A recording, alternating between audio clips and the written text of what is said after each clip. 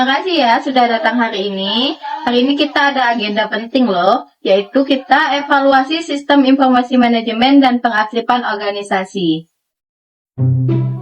Sebelum mulai aku mau ngomong sesuatu. Apa nih? Mukanya kok mencurigakan? Aku kehilangan map biru yang berisi seluruh arsip kegiatan lalu.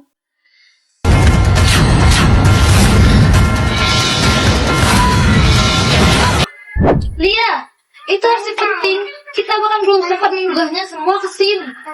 Kok bisa hilang, Kak? Gimana terakhir dilihat? Aku lupa. Mungkin di kantin, di kamar, atau di dunia lain? Iya, dunia lain nggak masuk di daftar pengaktifan ya. Justru karena hal ini, kita perlu memperkuat sistem kita. Hari ini kita akan belajar sampai benar-benar paham ya. Oke, aku jelasin dari dasar ya. SIM itu adalah sistem yang membantu organisasi mengumpulkan, menyimpan, mengolah, dan mencari informasi secara efisien. Kenapa nggak pakai cara manual aja? Karena dokumen mudah hilang, susah dicari, kalau banyak, perlu backup digital, dan akses harus bisa dari mana saja. Makanya, kita pakai aplikasi R-Arsiply sebagai alat sistem informasi kita untuk arsip dokumen. Aku suka pakai aplikasi itu karena bisa kasih kode dan kategori. Betul, fitur utamanya ada upload PDF atau foto, visualisasi data, buat kode klasifikasi otomatis, pencarian cepat, riwayat efisi, atensi arsip, dan pemusnahan. Wah, lengkap ya. Di sini kita akan memberikan contoh visualisasi data dalam kegiatan bakti sosial tahun 2025. Ini adalah data mentah dalam bentuk tabel Excel. Data ini berisi 5 kegiatan bakti sosial tahun 2025, lengkap dengan lokasi, jumlah peserta, dana yang digunakan, dan bulan pelaksanaan. Grafik pertama bagian batang, yaitu jumlah dana yang digunakan. Grafik ini secara spesifik menampilkan total dana yang digunakan untuk setiap kegiatan.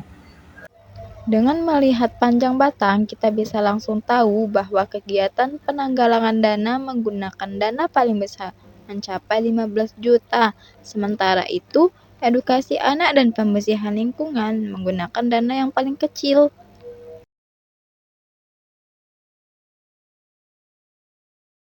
Grafik kedua yaitu diagram lingkaran jumlah peserta. Grafik kedua ini menampilkan pembandingan jumlah peserta yang terlibat dalam setiap kegiatan. Melalui diagram lingkaran, kita bisa langsung melihat proporsi peserta. Misalnya, kita bisa langsung tahu mengidentifikasi kegiatan mana yang memiliki bagian slice paling besar, yang berarti kegiatan tersebut memiliki jumlah peserta terbanyak.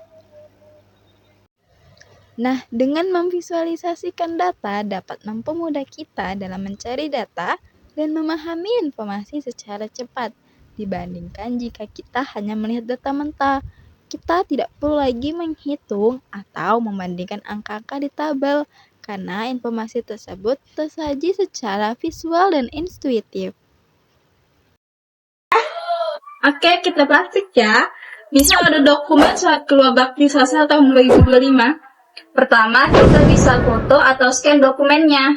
Kedua, unggah ke aplikasi. Ketiga, kita bisa isi data. Yang pertama, jenis surat keluar, tanggal, penanggung jawab, ringkasan isi, dan lokasi fisik. Keempat, kita buat kode klasifikasi. Contoh SK, SIP-BS, SIP 2025, SIP 001. Buat apa sih kode sepanjang yang itu? Supaya saat kamu lupa naruh, sistem nggak ikut-ikutan lupa. Kelima, klik simpan, dokumen tersimpan kemana dengan backup. Berarti kalau laptop rusak, dokumen tetap aman ya? Ya, tepat, karena cloud bisa menyelamatkan kita.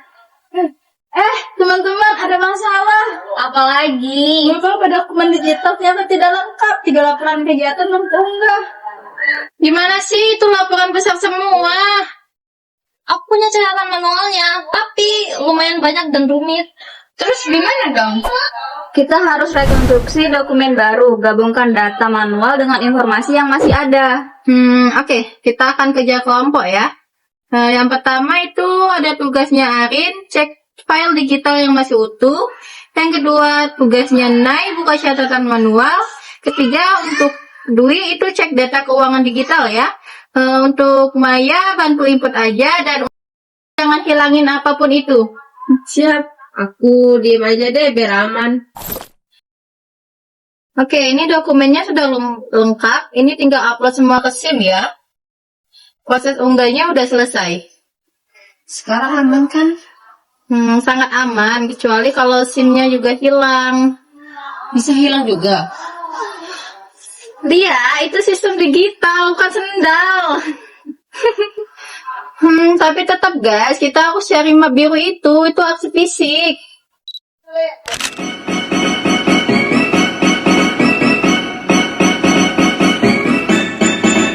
Maaf aku lewat.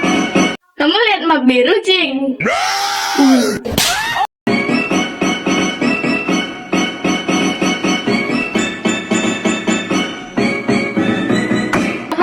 Perhatian, yang lihat map biru, tolong segera dikembalikan. A few moments later. Teman-teman, aku menemukan sesuatu. Ini map orange, Mai. Oh, kukira baru bawa anak-anak try. Aduh, aku ingat. Tadi pagi aku taruh map itu di kursi taman. Kamu apa? Run.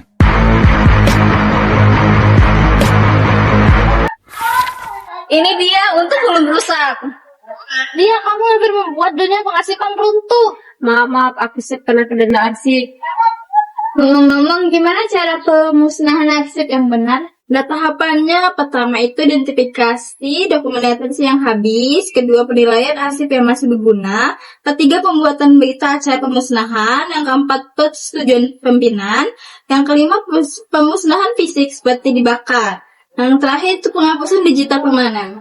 Arsip itu nggak boleh dimusnahkan tanpa prosedur. Dan harus tercatat siapa yang memusnahkan. Aku boleh memusnahkan satu dokumen nggak? Kalau dokumennya data salahmu sendiri ya silakan.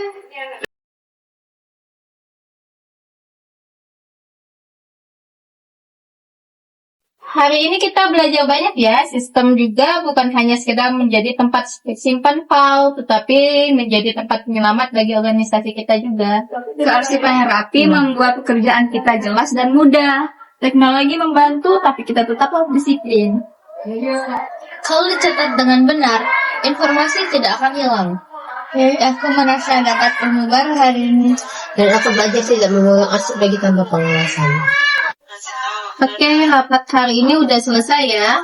Terima kasih semuanya. Mari kita nikmati taman di sore hari ini.